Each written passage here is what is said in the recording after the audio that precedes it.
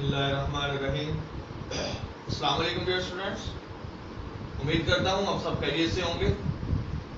आज हम use of comma में नेक्स्ट जो स्टार्ट करने जा रहे हैं, use of comma in question tag and direct को। आपके सामने लिखा हुआ है एट्रीब्यूटिव टैग। एट्रीब्यूटिव टैग क्या होता है? एट्रीब्यूटिव टैग जब भी हम किसी की बात को कोट करते हैं, जब भी हम किसी कहने वाले की बात को बयान करते हैं, तो ऑब्वियसली हमें फोकस करना होता है पहले कि कहने वाला कौन है, बात करने वाला कौन है। यानी ये बात तो हमने ढूंढ ली कि ये बात कही गई है, लेकिन जो हमारा असल काम है वो ये भी है कि हमें ये पता चलाना होता है कि ये बात कहने वाला अली है, आमिर है, सादिक है, कौन है जिसने ये बात कही है, जिसने ये अल्फाज अदा किए हैं, वो शख्स, उस शख्स का नाम क्या है, तो उसे हम कहते हैं एट्रीब्यूटिव टैग। यानी जिस साइड पे, जिस जगह पे, जिस पार्ट में सेंटेंस की हम तलाश कर लेते हैं, किसको? स्पीकर को। जिस जगह पे हम तलाश कर लेते हैं बोलने वाले को, जिस जगह पे हम तलाश कर लेते हैं कहने वाले को, उस साइड को, उस पार्ट ऑफ सेंटेंस को हम कहते हैं attributive tag. Attributive tag who said, who says, किसने कहा, कौन कहता है, कौन बोलता है, यानी स्पीकर कौन है, बोलने वाला कौन है, कहने वाला कौन है। कहने वाले और बोलने वाले का जो सेंटेंस में, नरेशन में पार्ट होता है, उसे एट्रीब्यूटिव टैग कहते हैं। एट्रीब्यूटिव टैग में क्या आता है? He said, he added, he claimed, यानी क्लेम्ड आ सकता है, एडेड आ सकता है, आस्क्ड आ सकता है, तो सेट ऑफ आ सकता है, सॉरी पुट इन आ सकता है। तो ये वाले वर्ड जो है वो सेंटेंस में आ सकते हैं, जहां से हमें पता चलता है कि स्पीकर कुछ कह रहा है, स्पीकर कुछ पूछ रहा है, स्पीकर कुछ बोल रहा है। Attributive tag can be. अब यहां पे हमें अगला सवाल ये है कि एट्रीब्यूटिव टैग हमने कहा है, हमने स्पीकर कहा है। जब भी कोई बात कही जाती है तो उसको कहने वाला कोई ना कोई होता है। अब जो कहने वाले का जिक्र है, जब वो जो बोलने वाले का जिक्र है, जो अल्फाज अदा करने वाले का जिक्र है, वो सेंटेंस में कहां पे आएगा, ये असल में सवाल है। यानी एट्रीब्यूटिव टैग सेंटेंस में इसकी पोजीशन कहां पे हो सकती है, ये हमने देख लिया है। Attributive tag can be, attributive tag sentence में हो सकता है स्टार्ट में, सेंटर में, एंड में। यानी एट्रीब्यूटिव टैग जो है वो सेंटेंस में कहां पे आ सकता है? स्टार्ट में भी आ सकता है, सेंटर में भी आ सकता है, और सेंटेंस के आखिर में भी आ सकता है। तो हमने देखना है कि हमने पंक्चुएशन में क्या करना है। अगर स्टार्ट में आएगा, अगर एंड पे आएगा, तो क्या कोई डिफरेंस है, क्या कोई फर्क पड़ता है? हाँ, जरूर पड़ता है। अगर सेंटेंस के शुरू में एट्रीब्यूटिव टैग आएगा तो कॉमा इसके बाद इस्तेमाल होगा, और अगर एट्रीब्यूटिव टैग एंड पे आएगा तो फुल स्टॉप इसके बाद इस्तेमाल होगा। अल्फाज वही होंगे, स्पीकर वही होगा, कहने वाला और बोलने वाला वही होगा, लेकिन पोजीशन चेंज होने से स्टार्ट में है तो फुल स्टॉप, एंड पे है तो कॉमा लग जाए, फुल स्टॉप लग जाए। स्टार्ट में होगा तो कॉमा लगेगा, एंड पे होगा तो फुल स्टॉप लग जाएगा। बड़ी ही आसान बात है। यानी हमने फोकस किस पे करना है? स्पीकर की एट्रीब्यूटिव टैग की पोजीशन पे फोकस करना है। अगर वो पोजीशन स्टार्ट में है तो इसके बाद कॉमा, अगर वो पोजीशन एंड पे है तो इसके बाद फुल स्टॉप लगेगा। आइए देखते हैं एग्जांपल्स को। अली सेड, अली की पोजीशन कहां में थी? अली की पोजीशन स्टार्ट में थी। जब अली की पोजीशन स्टार्ट में है, जब स्पीकर स्टार्ट में है, जब कहने वाला स्टार्ट में है, जब एट्रीब्यूटिव टैग स्टार्ट में है, तो इसके बाद क्या लगेगा? कॉमा लगेगा। ये कॉमा हमने ये वाला उठाकर लगाया है, क्योंकि एट्रीब्यूटिव टैग की पोजीशन स्टार्ट में थी, तो इस वजह से हमने क्या किया? स्टार्ट के बाद जो कॉमा था वो हमने यहां पे लगा दिया। अब यहां पे देखते हैं एंड पे, अगर एट्रीब्यूटिव टैग सेंटेंस के एंड पे होगा तो इसके बाद क्या आना है, फुल स्टॉप आना है। अब मैं इसी सेंटेंस को उठाकर बाद में ले जाता हूं। ये सेंटेंस क्या था basically, Ali said I am fine. अब अली सेड पहले था, आई एम फाइन बाद में था। अब आई एम फाइन पहले आ गया, अली सेड बाद में चला गया। हमारा जो फोकस है वो है एट्रीब्यूटिव टैग पे। कहने वाला कौन है, कहा किसने, अली ने। यहां पे किसने कहा था, अली ने। यहां पे कितने अल्फाज थे, 2। यहां पे कितने अल्फाज थे, 2। यहां पे क्या आया, कॉमा। और यहां पे क्या आया, यहां पे हमने इस्तेमाल किया फुल स्टॉप, क्योंकि हम ये बात यहां पे सीख चुके हैं कि एट्रीब्यूटिव टैग अगर स्टार्ट में आएगा तो इसके बाद कॉमा, अगर एट्रीब्यूटिव टैग एंड पे आएगा तो इसके बाद क्या लगेगा, फुल स्टॉप लगेगा। क्लियर।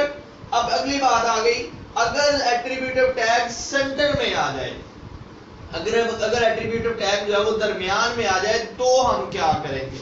अगर एट्रीब्यूटिव टैग दरमियान में आ जाए तो हमारे पास 2 ऑप्शन होते हैं, या तो हम कॉमा लगा दें या हम फुल स्टॉप लगा दें। यानी ऑप्शन है हमारे पास, यहाँ पे सेंटर के लिए हमारे पास कितने ऑप्शन है, 2 ऑप्शन है। यानी या तो हम कॉमा लगा सकते हैं और या हम फुल स्टॉप लगा सकते हैं। लेकिन एक बात याद रखनी है, अगर कॉमा लगाएंगे तो नेक्स्ट क्लास जो होगी इन्वर्टेड कॉमास वाली, नेक्स्ट पार्ट ऑफ सेंटेंस जो होगा इन्वर्टेड कॉमास वाला, वो क्या होगा, स्मॉल लेटर से शुरू होगा। और अगर फुल स्टॉप लगाएंगे तो किससे शुरू होगा, कैपिटल लेटर से शुरू होगा। यानी अगर एट्रीब्यूटिव टैग जो है वो सेंटर में आता है तो वहां पे हमारे पास 2 ऑप्शन है, या तो हम कॉमा लगाएं और या हम फुल स्टॉप लगाएं।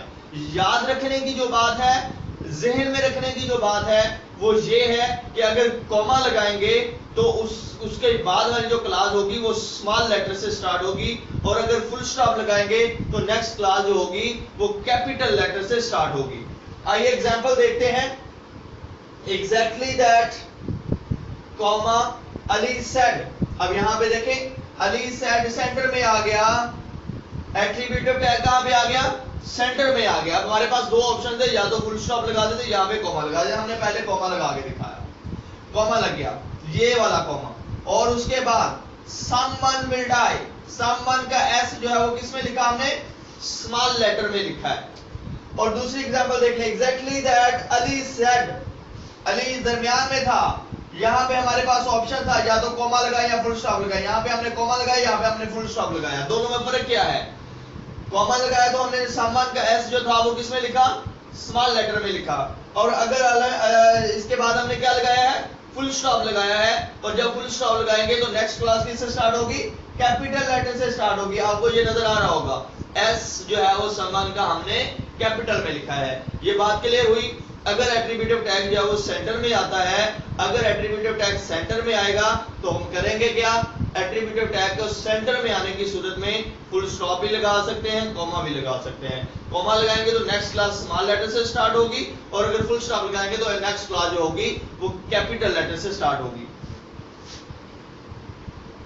क्लियर है जी। उसके बाद हम चलते हैं जी डायरेक्ट कोट।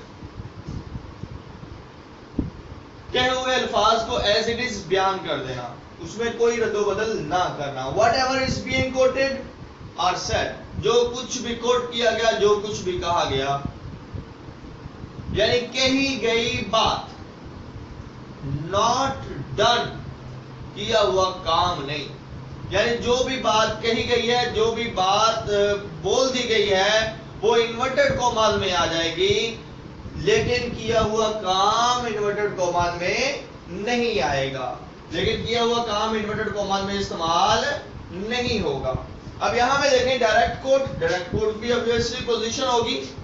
अगर एट्रीब्यूटिव टैग की पोजीशन चेंज हो रही है तो बिल्कुल डायरेक्ट कोट की भी पोजीशन चेंज होगी। Direct quote can be, direct quote भी आ सकती है, स्टार्ट में आ सकती है, एंड पे आ सकती है। भाई अगर स्टार्ट में आएगी तो क्या करेंगे, स्टार्ट में आएगी तो हम कॉमा लगाएंगे, स्टार्ट में आएगी तो हम कॉमा लगाएंगे। और अगर एट्रीब्यूटिव डायरेक्ट कोट जो है वो एंड पे आएगी तो हम क्या लगाएंगे, फुल स्टॉप लगाएंगे। यानी कॉमा और फुल स्टॉप ये चेंज हो रहा है। यानी डायरेक्ट कोट के स्टार्ट में आने की सूरत में कॉमा है, सेंटेंस वही होगा, अगर वो एंड में चली जाती है तो क्या होगा, फुल स्टॉप लगाना पड़ेगा। बाकी अगर एक्सक्लेमेशन साइन है तो यहाँ पे भी एक्सक्लेमेशन साइन होगा, यहाँ पे भी एक्सक्लेमेशन साइन होगा, क्वेश्चन मार्क है तो यहाँ पे भी क्वेश्चन मार्क है, वहां पे भी क्वेश्चन मार्क होगा, इसमें कोई रद्दोबदल नहीं होगा। यानी इसके पोजीशन चेंज होने से कोई फर्क नहीं पड़ेगा। क्वेश्चन मार्क और एक्सक्लेमेशन साइन के पोजीशन सेंटेंस की पोजीशन चेंज होने से कोई फर्क नहीं पड़ेगा।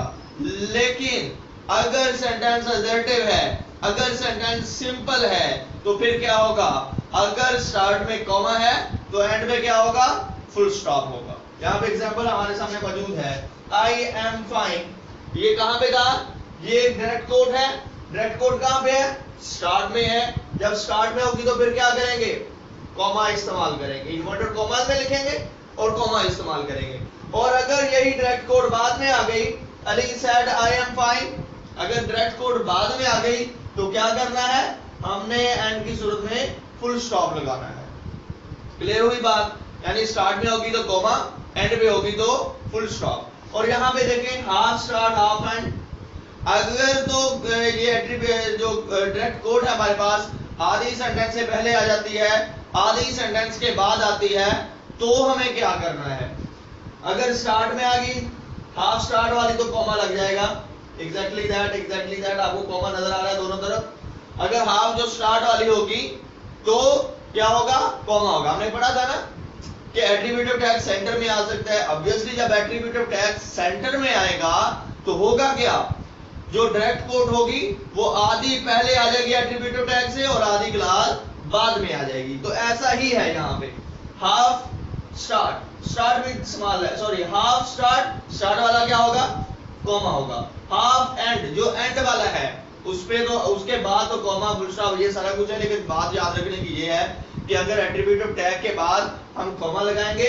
तो start with small letter having comma before it. अगर इससे पहले जो एट्रीब्यूटिव टैग के बाद और इससे पहले कॉमा लगा है तो ये स्मॉल लेटर से स्टार्ट होगी, और अगर इससे पहले एट्रीब्यूटिव टैग के बाद फुल स्टॉप लगा है तो ये कैपिटल लेटर से स्टार्ट होगी, जो हाफ एंड है। इसमें यही बात याद रखने की है।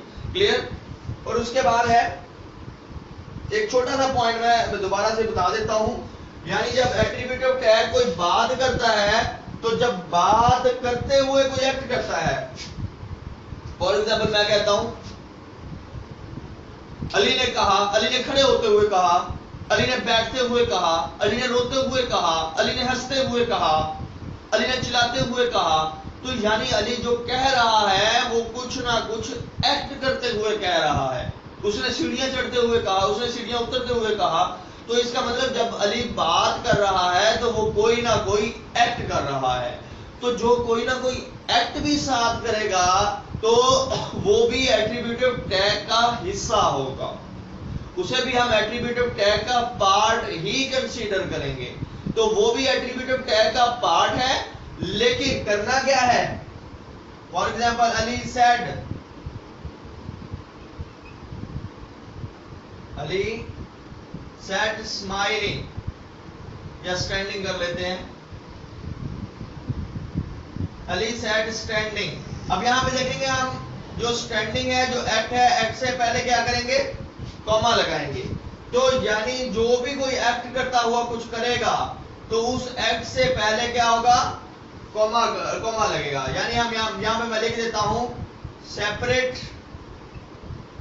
Act or acts with commas, comma or comma in attributive tag. यानी एट्रीब्यूटिव टैग में अगर कोई एक्ट हो जाता है तो उस एक्ट को भी एट्रीब्यूटिव टैग का हिस्सा तस्वर किया जाएगा, और उन एक्ट्स को और एक्ट को अलहदा करने के लिए हमें कॉमा का इस्तेमाल करना है। जिससे मैंने नहीं लिखा he said, Ali said standing, ये कॉमा जो है वो किसको सेपरेट करने के लिए है, एक्ट को सेपरेट करने के लिए है, जबकि ये कॉमा जो है वो एट्रीब्यूटिव टैग का है।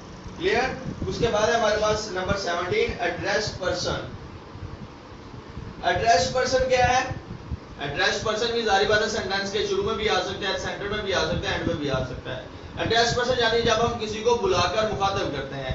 अली बात सुनो, आमिर वहां जाओ, इधर आओ, जाहिद।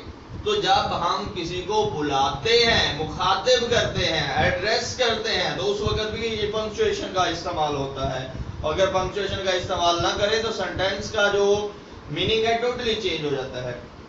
यहाँ पे देखिए एड्रेस पर्सन स्टार्ट में आएगा तो कॉमा बाद में, एंड पे आएगा तो पहले कॉमा बाद में फुल स्टॉप, और अगर मिड में आएगा तो पहले भी कॉमा और बाद में भी कॉमा। ये एग्जांपल आपके सामने लिखी हुई है, अली कॉमा कम हेयर। अगर यहाँ पे कॉमा ना लगाते, अली कम हेयर, अली यहाँ आता है, लेकिन यहाँ पे अली के बाद कॉमा लगाने का मतलब क्या है, अली कम हेयर, अली आप इधर आओ, कम हेयर कॉमा अली। तो यहाँ पे पहले कॉमा आ गया, एंड में था पहले कॉमा आ गया, बाद में फुल स्टॉप आ गया, पहले कॉमा बाद में full stop. Then Ali you go to bazaar, then Ali you go to bazaar. अब अली सेंटर में आ गया, अली को मुखातिब करके कहा गया है कि आप बाजार जाओ। तो जब अली को मुखातिब करके कहा गया है तो अली मिड में है, स्टार्ट में भी कॉमा आएगा और बाद में भी कॉमा आएगा। क्लियर?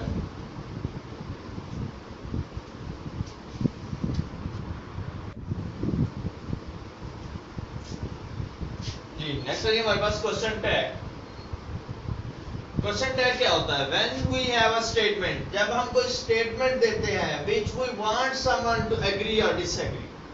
जब भी हम कोई स्टेटमेंट दें, जब भी हम कोई बात करें और हमारा ये इरादा हो कि कोई इससे इस स्टेटमेंट से इत्तेफाक करे या फिर इससे इनकार कर दे। अगर मेरे वर्ड्स पे आप गौर करेंगे, when we have a statement which we want someone to agree और डिसएग्री, जब हम कोई स्टेटमेंट देते हैं और हमारा मकसद होता है कि कोई शख्स इससे इत्तेफाक करे या इनकार कर दे, we add few words in the end, तो हम एंड पे कुछ अल्फाज का इजाफा कर देते हैं, turning it into a question, जो स्टेटमेंट को सवाल में बदल देता है।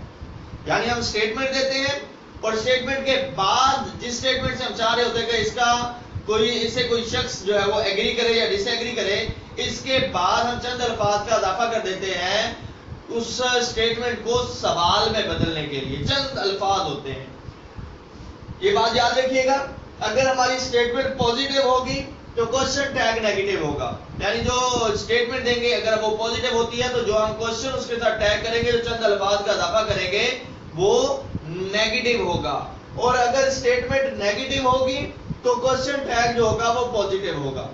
तो यानी ये बात तो आपको समझ में आ गई। अगर हम स्टेटमेंट पॉजिटिव देंगे तो क्वेश्चन टैग नेगेटिव में आएगा, और अगर स्टेटमेंट नेगेटिव होगी तो क्वेश्चन टैग पॉजिटिव में आएगा। एग्जांपल आपके सामने मौजूद है, यू आर अहमद, आप अहमद हो, आरंट यू, क्या आप अहमद नहीं हो। यहाँ पे देखिए स्टेटमेंट पॉजिटिव थी और उसके साथ जो क्वेश्चन टैग किया गया वो नेगेटिव था। अगला देखें, you aren't Ahmed, are you, यहाँ पे देखिए स्टेटमेंट नेगेटिव थी, यू आर, आप अहमद नहीं हो, आर यू, क्या आप हो। तो ये बात समझ में आ गई। अगर statement positive question tag negative, अगर statement negative question tag positive. और ये बात याद रखनी है, यहाँ पे भी मैंने क्वेश्चन टैग से पहले कॉमा लगाया है, क्वेश्चन टैग के बाद क्वेश्चन मार्क लगाया है। यहाँ पे भी क्वेश्चन टैग से पहले कॉमा, क्वेश्चन टैग के बाद फुल स्टॉप। तो ये इस स्टेटमेंट, ये वाली स्टेटमेंट जो है, ये वाला क्वेश्चन जो है, सॉरी, ये क्वेश्चन टैग से पहले कॉमा लगता है और बाद में फुल स्टॉप लगता है। ये बात मैंने आपकी याद आने के लिए लिख दी है। Question tag takes comma before it, इससे पहले कॉमा लगता है, and full stop and question mark after it, और इसके बाद क्वेश्चन मार्क लगता है। यानी इससे पहले कॉमा, इसके बाद क्वेश्चन मार्क। ओके, आगे हमारे पास कॉमा इन डेट्स, कॉमा का इस्तेमाल किया जाता है, कॉमा इज यूज, कॉमा का इस्तेमाल किया जाता है जो separate day from month, day को मंथ से अलग करने के लिए। यहाँ पे मैंने लिखा है comma is use to separate day from month, day को मंथ से सेपरेट करने के लिए। संडे, जून 18। जी नेक्स्ट है हमारे पास use of commas with too. अब too is usually used to mean in addition और आल्सो। ये टू जो है, TOO वाला जो टू है, इसका जो इस्तेमाल होता है ये होता है बी के मायनों में। यानी मैं भी ये काम करूंगा, वो बी आएगा, वो बी जाएगा। जो बी है ना उर्दू का, वो उस मीनिंग में इस्तेमाल होता है। अब यहाँ पे आपके सामने लिखा हुआ है too is usually used to mean in addition और आल्सो। आल्सो और एडिशन के मायनों में जो है वो मीनिंग में ये इस्तेमाल होता है। और इस्तेमाल कब होता है? अगर तो TW2 का इस्तेमाल किया गया है एम्फसाइज करने के लिए तो फिर क्या होगा? फिर हम कॉमास का इस्तेमाल करेंगे। अगर एम्फसाइज नहीं करते तो फिर TW2 के साथ भी हम कॉमास का इस्तेमाल नहीं करेंगे। यहां पे देखें नो कॉमास बिफोर इट, इसके पहले, यानी अगर टू एंड पे आता है तो इससे पहले कोई कॉमा इस्तेमाल नहीं किया जाएगा। Pair of commas around it, और इसके गिर्द आगे और पीछे कोई कॉमा इस्तेमाल नहीं किया जाएगा।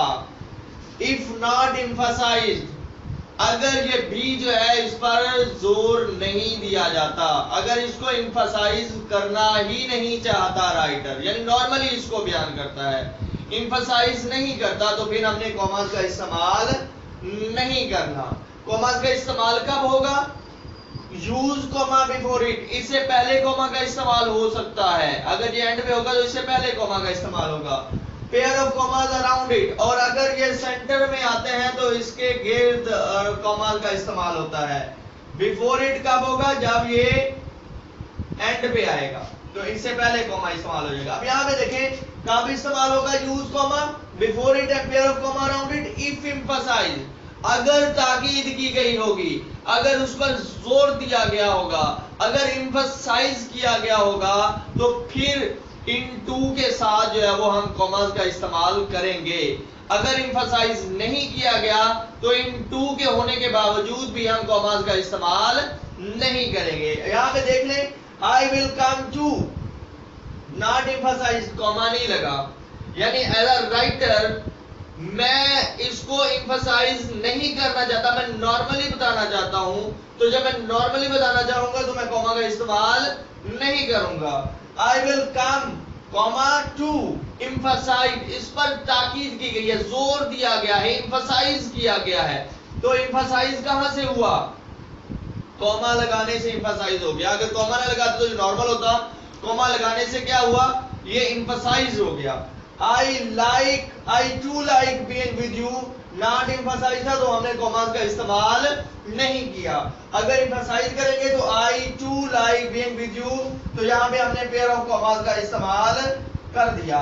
यहाँ पे देखें ये TW2 जो था वो एंड पे था और इससे पहले हमने कॉमा लगा दिया। हमने कहा था ना एंड पे होगा तो पहले कॉमा लगाएंगे, और ये सेंटर में होगा तो हमने कहा था कि पेयर ऑफ कॉमास का इस्तेमाल किया जाएगा। तो ये बहुत ही आसान है, ये आपने टेक्स्ट बुक में देखना है। अगर तो राइटर ने जो है वो कॉमा का इस्तेमाल किया है तो इसका मतलब वो एम्फसाइज करना चाह रहा है। अगर उसने इसके साथ कॉमा का इस्तेमाल नहीं किया तो इसका मतलब वो बात नॉर्मली बयान करना चाह रहा है। इसके बाद है जी हमारे पास ऑक्सफोर्ड कॉमा। ऑक्सफोर्ड कॉमा क्या होता है? A comma which is used before and in a list. अगर एक फेरिस्त दी गई है और उस फेरिस्त को एंड में जो है वो एंड से मिलाया गया है आखिरी वर्ड को, तो उस एंड से पहले जो है वो कॉमा इस्तेमाल किया जाता है। इस कॉमा को कहा जाता है ऑक्सफोर्ड कॉमा। यहाँ पे ये मैंने लिखा हुआ है Ali, Imran, Zahid and Haris are great, तो ये कॉमा क्या होगा? ऑक्सफोर्ड कॉमा कहलाएगा। यानी आखिरी लिस्ट में जो एंड होगा, लिस्ट में जो आखिरी वर्ड से पहले एंड होगा, उस एंड से पहले जो कॉमा इस्तेमाल होगा उसे ऑक्सफोर्ड कॉमा कहते हैं। और ऑक्सफोर्ड कॉमा जो है वो तमाम राइटर्स इस्तेमाल नहीं करते, कुछ राइटर इसका इस्तेमाल करते हैं और कुछ इसको एक्सेप्ट नहीं करते। तो हम इसको कह सकते हैं कि ये ऑप्शनल कॉमा है, लगाएं तो भी ठीक है, नहीं लगाएंगे तो भी ठीक है। क्लियर?